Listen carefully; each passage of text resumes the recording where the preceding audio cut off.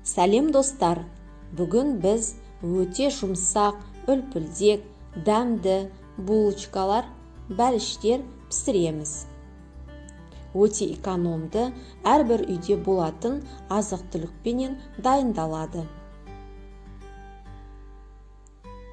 Ол үшін бізге алдыменен 350-400 грамм жылы сүтке, 1 шай қасық дрожжи және 1 шай қасық қант қосып, араластырып, 15 минутқа қоямыз.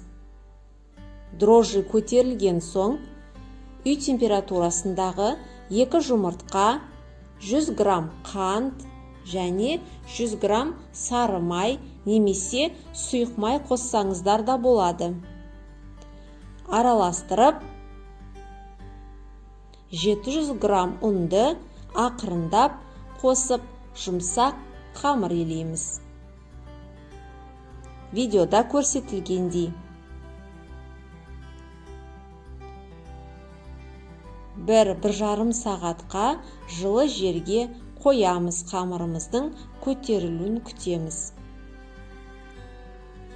Уақыт өткен соң, қамырды бөлшектерге бөліп аламыз.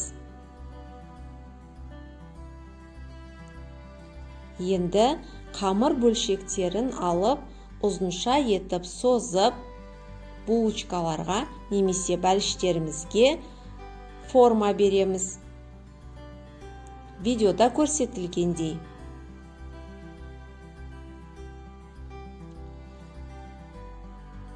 Осылай барлық қамырымызды жасап аламыз.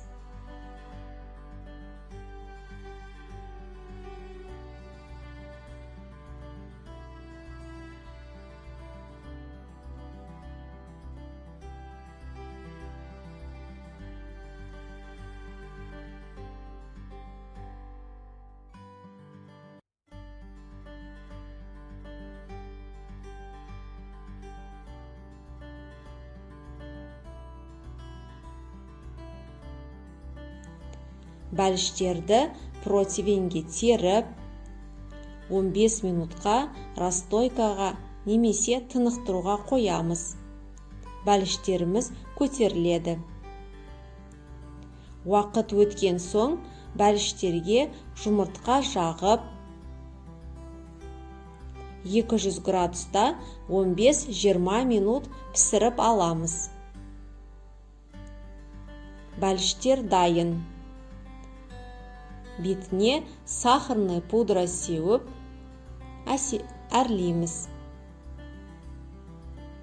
Өте дәмді, жұмсақ бәліштеріміз дайын.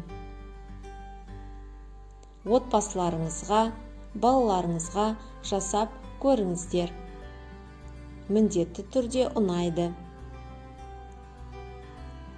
Назарларыңызға рахмет, каналға жазылып, лайк басуды ұмытпаймыз.